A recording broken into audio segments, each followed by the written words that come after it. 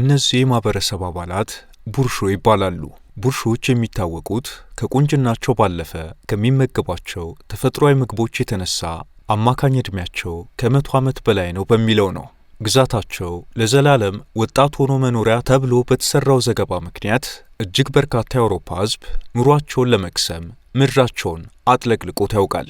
ቡርሾዎች መኖሪያቸው በሰሜናዊ ፓኪስታን ከፍተኛ ተራራማ ሸለቆች ውስጥ በተለይም በጊልጊት ባልቲስታን ግዛት ነው። አትክልትና የወተት ተዋጽኦዎች ብሔራዊ ምግቦቻቸው ናቸው። እጅግ የተዋቡ ባህሎች አሏቸው። ለዛሬም የግዛቱ ፈርጥ ሆነው የሚታዩትን የቡርሾ ሕዝብ አኗኗርና በአጠቃላይ እጅግ አስደናቂ የሆነ ሕይወታቸውን በማሳያችን እናሳያችኋለን። አብራችሁን ቆዩ።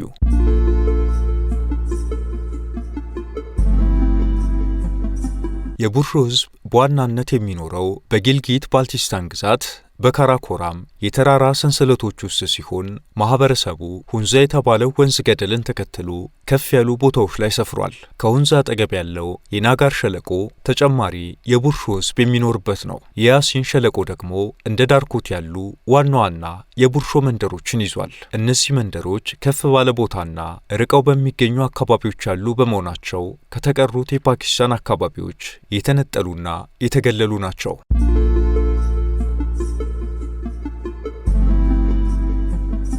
የቡርሾዎች አብዛኛው መተዳደሪያቸው ግብርና ነው። በኮረብታዎች ላይ በሚሰሩ የደረጃ እርሻዎች እጅግ የተካኑ ናቸው። ገደላማ ኮረብታዎች ላይ ስንዴ፣ ገብስ፣ ድንች፣ ለውዝ፣ አፕልና አፕሪኮትን የመሳሰሉ ሰብሎችን በጥሩ ሁኔታ በተዘረጉ የመስኖ ቦዮች በመታገዝ ያመርታሉ። ቡርሾዎች በተጨማሪም የፍየል፣ የበግና የከብት እርባታን ያከናውናሉ። የአብዛኞቹ ቡርሾዎች መኖሪያ የሆነችው ሁንዛ በተራሮችና በገደሎች የተከበበች ከፍ ያለች ቦታ በመሆኗ ሁልጊዜ የሚያደርጉት ጉዞ ልክ እንደ ተራራ መውጣት ወይም ሃይኪንግ ይቆጠራል። የዘረመል ጥናቶች እንደሚያሳዩት የቡርሾ ሕዝብ በጥንት ዘመን አካባቢውን ከወረረው ከታላቁ እስክንድር የአውሮፓ ወታደሮች እንደተወለዱ የሚነገሩ ታሪኮች ይገኙበታል። በእርግጥም ቡርሾዎች ከአካባቢው የፓኪስታን ሕዝብ በተለየ ወደ አውሮፓውያን የሚጠጋ የቆዳ ቀለም አላቸው። እንደ አውሮፓ አቆጣጠር በ2000ዎቹ በተደረገ የሕዝብ ቆጠራ መሠረት ቡርሾዎች ቁጥራቸው እስከ 260 ሺህ ይደርሳል።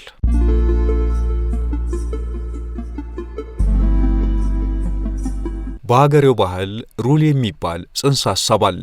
ይህም የሴት ውስጣዊ ስልጣን ማለት ነው። ሴቶች ለቤተሰብ መተዳደሪያ የሚሆኑ የቤት ውስጥ ሀብቶችን የመቆጣጠር ሙሉ መደበኛ ያልሆነ ስልጣን አላቸው። በዕለት ተዕለት ሥራ ላይ የጾታ ክፍፍል የለም። ወንዶች ከባድ የሆነውን እርሻ ሲያከናውኑ፣ ሌሎች ወንዶችና ሴቶች ጎን ለጎን ሆነው ምርት ያበጥራሉ፣ የአትክልት ቦታዎችን ይንከባከባሉ፣ እንዲሁም ልጆችን አብረው ያሳድጋሉ።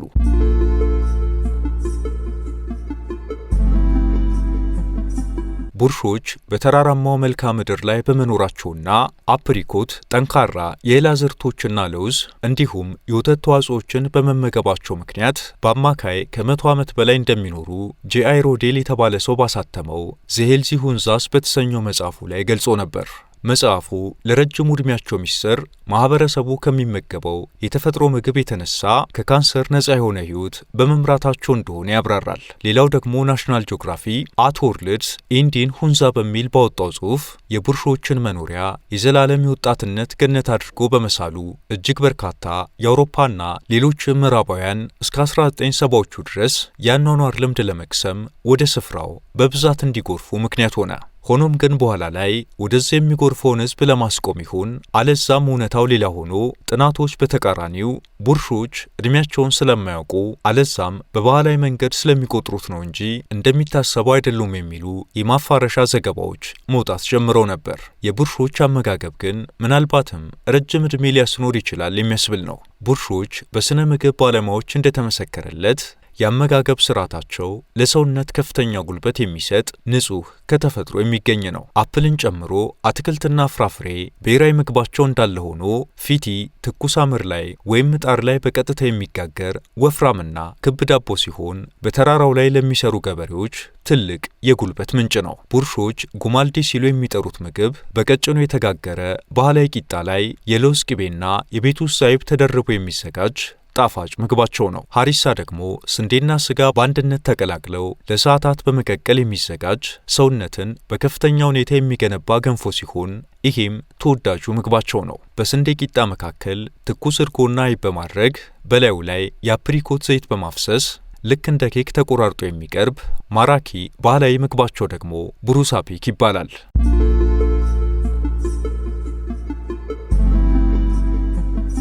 በቡርሾች ዘንድ ምንም እንኳን ባህሉ በመሬት ውርስ ጊዜ ወንዶችን የተሻለ ባለመብት የሚያደርግ ቢሆንም ጋብቻን በተመለከተ ግን የሴቷ መብት ሙሉ በሙሉ የተጠበቀ ነው። የወደደችውን ለማግባት ሙሉ መብት አላት።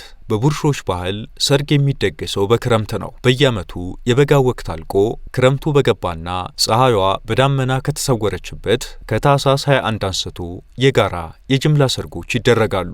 ጥሎሽን በተመለከተ በቁጥርና በስፍር ይህን ማድረግ ግዴታ ነው ተብሎ የተቀመጠ ነገር የለም። እንደ አግቢው የኑሮ ደረጃ ሊለያይ ይችላል።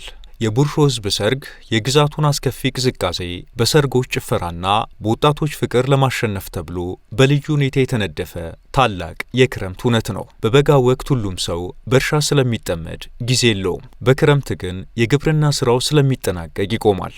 ልዩ የሚሆነው ደግሞ በርካታ ሰርጎችን በአንድ ቀንና በአንድ ላይ መደረጋቸው ነው። ይህም የሚደረገው በሸለቆ ውስጥ ያለውን ውስን የእንጨት የነዳጅና የምግብ ሀብት በጋራ በመጠቀም ወጪን ለመቀነስ ነው። እናም በዚህ ምክንያት በአንድ የሰርግ ድግስ ላይ እጅግ በርካታ ሙሽሮችን መዳር የተለመደ ነው። ሙሽራው ሙሽሪትን ለመውሰድ ወደ ቤተሰቦቿ ቤት በሚያደርገው ጉዞ ባህላዊ ሙዚቀኞች የሩባብ ማለትም ባለገመድ የሙዚቃ መሳሪያ ዋሽንትና የዳዳንግ ከበሮ ከባድ ምት እያሰሙ አጅበውት ይሄዳሉ። ሰርገኞቹ በተራራማው ገደላማው መንገዶች ላይ ሲጓዙ ብርዱን ለመከላከልና በሰውነታቸው ውስጥ ሙቀት ለመፍጠር ሀሪፕ የተባለውን እግርን እኩል በማንሳት የሚደነሰውን አስገራሚ የቡድን ውዝዋዜ ይደንሳሉ። ሰርገኞቹ ሙሽሪት ቤት ሲደርሱ በመጀመሪያ የሚቀርብላቸው የቅቤ ሻይ ነው። ይህ ከላም ወተት ከተገኘ ቅቤና ከሻይ ቅጠል የሚዘጋጅ በጨው የሚፈላ ሻይ ሲሆን በእንጨት ጎድጓዳ ሳህኖች ይቀርባል። ከዜሮ በታች ያለውን ብርድ ለመቋቋም ሰርገኞቹ ከፍተኛ ጉልበትና ሙቀት በሚሰጡ ምግቦች እንዲጠገኑ ፊቴ የተባለውን ወፍራም ባህላዊ ዳቦ፣ ጉማልዲና ሀሪሳ ከስጋና ከእህል የሚዘጋጅ ገንፎ በሰርጉ ስነ ስርዓት ላይ ይመገባሉ። በማህበረሰቡ ጋብቻ ትልቅ ክብር ይሰጠዋል። ሆኖም ጥንዶቹ ካልተስማሙና ትዳሩ ካልተሳካ ግን ፍቺ ያለምንም ውጣ ውረድ ይፈጸማል። ፍቺ ከተፈጸመ በኋላ ልጆችን እስከ 10 ዓመታቸው ድረስ የማሳደግ መብት ለእናት ይሰጣል። ከአንድ በላይ ሚስት ማግባት በማህበረሰቡ ፍጹም የተከለከለ ነው። አንዳንድ ብዙ ሀብት ያላቸው መደቦች ግን ባህሉን ተላልፈው አልፎ አልፎ ከአንድ በላይ ሚስቶችን ሲያገቡ ይስተዋላሉ።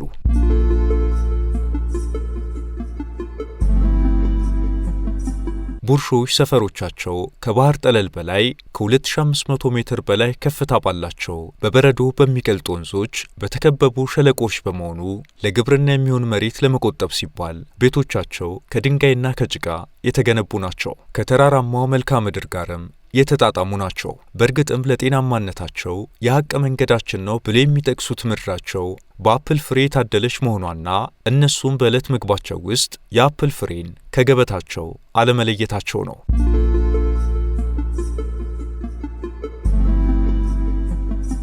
የሁንዛ ሸለቆ የቡርሾ ሕዝብ የራሳቸውን ማህበራዊ ማንነትና የጋራ ደስታን የሚገልጹበት እጅግ የበለጸገ የሙዚቃና የዳንስ ባህል አላቸው። በተለይም በማህበራዊ መሰባሰቦች ላይ ይህ ይበልጥ ይታያል። በማህበረሰብ ውስጥ የሚዘወተሩ ዋና ዋና የሙዚቃ መሳሪያዎች ከሕይወታቸው ጋር በጥብቅ የተሳሰሩ ናቸው። ሩባብ ከእንጨት ተቀርጾ የሚሰራና በወጣቶች የሚቃኝ ባለገመድ የሙዚቃ መሳሪያ ነው። ጋቢ ወይም ቱቴክ የተሰኘው የሙዚቃ መሳሪያ ደግሞ እጅግ ልብ የሚሰርቅ ዜማ የሚያወጣ ባህላዊ ዋሽንት ሲሆን ዳዳንግ የሙዚቃውን ምትና ሪትም የሚጠብቅ ባህላዊ ከበሯቸው ነው። እነዚህ የሙዚቃ መሳሪያዎች ባዝም በሚባሉ የጋራ ስብሰባዎች ላይ የሚጫወቱ ሲሆን የቆየው ባህላዊ ስርዓት ከአሁኑ ዘመን የፈጠራ ሙዚቃ ጋር ተቀላቅሎ ይቀርባል።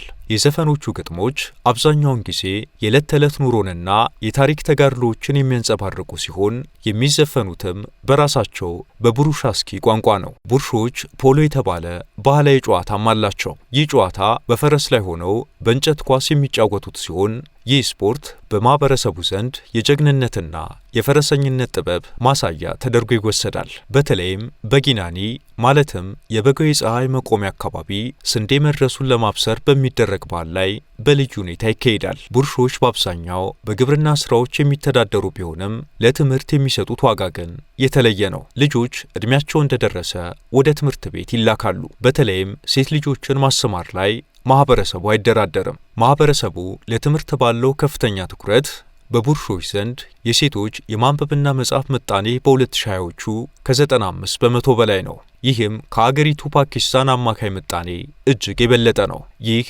በትምህርት መገስገሳቸው ሴቶች በአካባቢው ግብርና፣ በትምህርት ቦርዶችና በየመንደሩ የውሳኔ ሰጭነት ሚና ላይ እንዲቀመጡ በሩን ከፍቶላቸዋል። ሆኖም ቡርሾች ሊስተካከልላቸው ያልቻለ ጉዳይ ልጆቻቸውን አስተምረውና ለትልቅ ደረጃ አብቅተው ከአጎራባች ከተሞች እስከ ውጭ አገር ድረስ ትተዋቸው መሄዳቸው ነው። በቡርሾች አካባቢ እምብዛም ለተማሩ ወጣቶች የሚሆን ስራ ባለመኖሩ የአካባቢው ተወላጆች ወይ ለተሻለ የትምህርት ዕድል አለዛም ለስራ ፍለጋ ተራሮቻቸውን እየተዉ ወደ ጊልጊትና ኢስላማባድ የመሳሰሉ ትላልቅ ከተሞች ይፈልሳሉ። እንደዛም ሆኖ በአካባቢው ላይ ያለው የወሊድ መጠን ከፍተኛ በመሆኑ ሁሌም አካባቢው በወጣቶች የተሞላ ነው።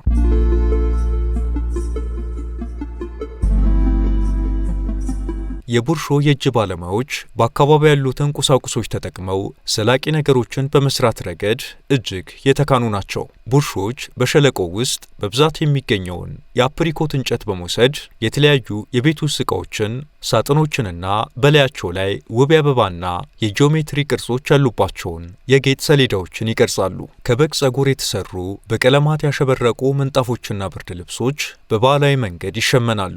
የብር አንጥረኞች ደግሞ ማህበራዊ ደረጃንና ቅርስን የሚያሳዩ በቱርኮይዝ ወይም ሰማያዊ ዕንቁና በኮራል ያጌጡ የአንገት ሐብሎችንና የጆሮ ጌጦችን ይሰራሉ።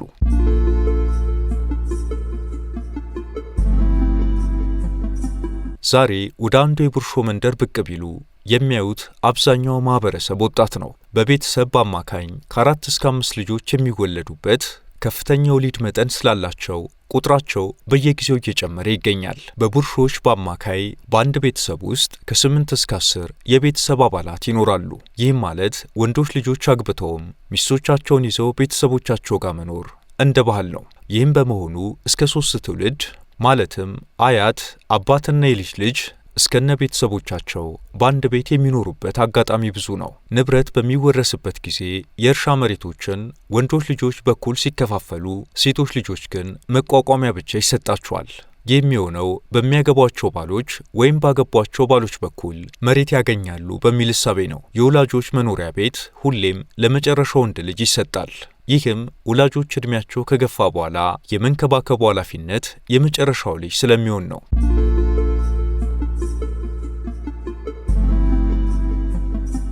ቡርሾች ለአዛውንቶቻቸው የሚሰጡት ክብር ከፍ ያለ መሆኑ ሌላኛው መገለጫቸው ነው። በብዙ የዓለም ክፍሎች ሰዎች ሲያረጁ ሊገለሉ ይችላሉ።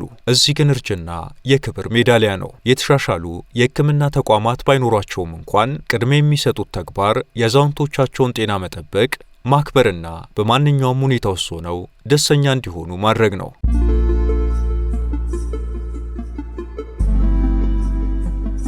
ባለ 700 ዓመቱ የባልቲት ፎርት ታሪካዊ ግንብ እንደ አውሮፓ አቆጣጠር ከ1992 እስከ 1996 ባሉት ዓመታት በአጋሃን ታሪካዊ ከተሞች አማካኝነት በጥንታዊው አሰራር መሰረት ሙሉ በሙሉ ታድሷል። በአሁኑ ጊዜ ይህ ግንብ ወደ ሙዚየምነት የተቀየረ ሲሆን ጥንታዊ ቅርሶች፣ የባህል መሳሪያዎችና የእንጨት ቅርጻ ቅርጾች ለጎብኚዎች ይታዩበታል። ከ2010ዎቹ ጀምሮ የቱሪዝም መጨመር በማህበረሰቡ የሚሰሩ የባህላዊ ዕቃዎች ገበያን በማነቃቃት የእንጨት ቀራጮች፣ ሸማኔዎችና አንጥረኞች ከዘመናዊነት ጋር እያስማሙ የሚሰሯቸውን ዕቃዎቻቸውን በመሸጥ እነሱም ገቢ እንዲያገኙ ባህሉም እንዲተዋወቅ ሆኗል። ከ2010ዎቹ መጀመሪያ አንስቶ የካራኮራም ሃይዌይ የኮሪደር መሰረተ ልማት ከተሰራ በኋላ ምንም እንኳን የማህበረሰቡ በርካታ ቅርሶች ቢወድሙም መንገዱ የቱሪዝም ኢኮኖሚውን በከፍተኛ ሁኔታ ጨምሮታል። በግብርና የሚተዳደረውን ሕዝብ ወደ ቱሪዝም ኢንዱስትሪው እያስገባው ይገኛል። አሁን ላይ ሁንዛ በተባለችው መንደር ከግማሽ በላይ የሚሆነው ሕዝብ መተዳደሪያው በቱሪስት አስጎብኝነት በዕደ ጥበብ ሽያጭና በሆቴል አገልግሎት ላይ የተመሰረተ ነው። በርካታ የቡርሽ ወንዶች በባሕረ ሰላጤው ሀገራት እንዲሁም በፓኪስታን እንደ ካራቺና ላሆር ባሉ ትላልቅ ከተሞች በመስራት ወደ ትውልድ መንደራቸው ገንዘብ ይልካሉ። ይህ ገንዘብ ለግብርና፣ ለትምህርት ቤት ግንባታና ለማህበረሰብ ልማት ይውላል።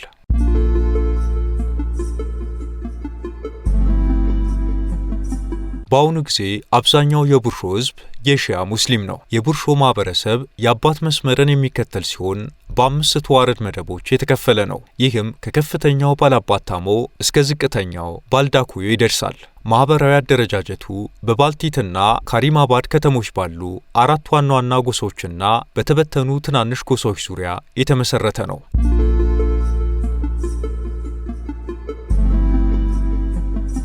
እንደ አውሮፓ አቆጣጠር በ2020 በቻይና ፓኪስታን የኢኮኖሚ ኮሪደር በሚል በቡርሾች አካባቢ የተሰራው እንደ ካራኮራም ሃይዌ ያሉ መሰረተ ልማቶች የቡርሾችን አካባቢዎች ቀይሯቸዋል። ምንም እንኳን ስራው የልማት ቢሆንም የኮሪደር ልማቱ የቡርሾችን ታሪክ፣ ማንነትና ቅርሶቻቸውን ሁሉ ያወደመ በመሆኑ ቡርሾች በልማቱ ተጠቃሚዎች ቢሆኑም ማንነታቸውን በማጥፋቱ ግን እንደተጎዱ ይገልጻሉ። እንደ ማሳያም በአካባቢው በድማሚት እንዲፈርሱ በተደረጉት ኮረብታዎች ላይ ይኖሩ የነበሩ ቡርሾች እንዲነሱ ከመደረጉም ባለፈ የአምልኮ ቦታዎቻቸውና የዕለት ተዕለት ኑሯቸውን የሚያሳዩ በሺዎች የሚቆጠሩ ጥንታዊ የቡርሾ የዓለት ላይ ቅርጻ ቅርጾች ሁሉ እንዲወድሙ ተደርገዋል። ይህም ዘመናዊ ልማት በባህላዊ ቅርሶች ላይ እያስከተለ ያለውን ውድመትና የታሪክ ማጥፋት በግልጽ አሳይቷል ሲሉ ተቃውሟቸውን አሰምተዋል።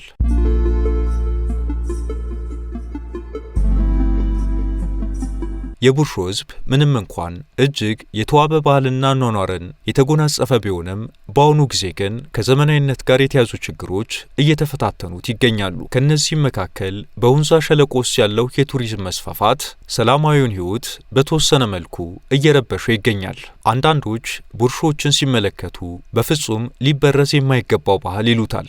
የቡርሾችን ባህልና ታሪክ በጥልቀት መመርመር ማለት የታሪክ የቋንቋና የማህበራዊ ጥንካሬን ሚስጥራዊ ሳጥን መክፈት እንደማለት መሆኑን ብዙዎች መስክረዋል። የቡርሾ ሕዝብ የራሳቸውን የአፍ መፍቻ ቋንቋ የሚናገሩ ሲሆን በቋንቋ ልዩነታቸውና አስቸጋሪ በሆነው ተራራማ አካባቢ ላይ ባሳዩት የባህል ጽናት ይታወቃሉ። የቡርሾ ሕዝብ የሚናገሩት ብሩሻስኬ የተሰኘውን ቋንቋ ነው። ይህ ቋንቋ ራሱን ያገለለ ቋንቋ በሚል ይገለጻል። በአካባቢው ከሚገኙት ኢንዶ አውሮፓ ወይም ከሌሎች የክልሉ ቋንቋዎች ጋር ምንም አይነት የታወቀ ዝምድና የለውም። ቋንቋው በተለያዩ ሰፈራዎቻቸው መሰረት የራሱ የሆነ የአካባቢ ዘዬዎች አሉት። ይህ ቋንቋ ልዩነት ልዩ የሆነውን የኢትኖሊንጉስቲክ መታወቂያቸውን የሚያጎላ ሲሆን ይህም ወደ ደቡብ እስያ ከተደረጉ ታላላቅ ፍልሰቶች በፊት የነበረ የአገሬው ተወላጅነት አመጣጥን ሊያመላክት እንደሚችል ይታሰባል። በአሁኑ ጊዜ የቡርሾ ሕዝብ በሚኖሩባቸው ከፍታ ባላቸው የጊልጊት ባልቲስታን ሸለቆች ውስጥ በርከት ያሉ ቀውሶች እየገጠሟቸው ይገኛል። በአየር ንብረት ለውጥ ምክንያት የተራራ ላይ በረዶች በፍጥነት እየቀለጡ በመምጣታቸው በቀላሉ ሊፈነዱ የሚችሉ ያልተረጋጉ የበረዶ ሐይቆችን እየፈጠሩ ነው። በሁንዛ ክልል እነዚህ የበረዶ ሐይቆች ሊያስከትሉት የሚችሉት ድንገተኛ የጎርፍ አደጋ የእርሻ መሬቶችን፣ የፍራፍሬ አትክልቶችንና መሰረተ ልማቶችን ሊያወድሙ እንደሚችሉ ስጋት አለ። በአካባቢው ላይ እንደ አውሮፓ አቆጣጠር በ2010 በተከሰተ የመሬት መንሸራተት የተፈጠረው የአታባድ ሐይቅ አሁን ላይ ከተፋሰሱ በላይ ባለው ከፍተኛ የበረዶ መቅለጥ ምክንያት የውሃው መጠን እየጨመረ በመምጣቱ በአካባቢው ባሉ ማህበረሰቦች ላይ የመፈናቀልና የንብረት መጥፋት አደጋን ደቅኗል።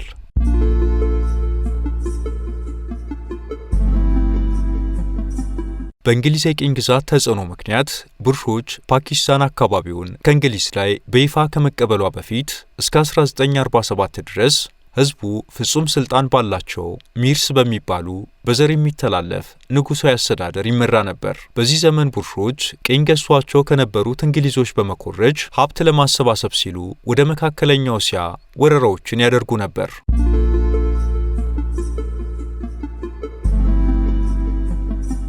አብራችሁን ስለቆያችሁ እናመሰግናለን። ላይክ እና ሰብስክራይብ በማድረግ እንዲሁም የተሰማችሁን ኮሜንት ላይ በማስፈር አጋርነታችሁን እየጠየቅን በዚህ ጉዳይ ላይ ቢሰራ የምትሉት ቢኖር ሁሌም ዝግጁ ነን። የዛሬውን አበቃን። በያላችሁበት ሰላም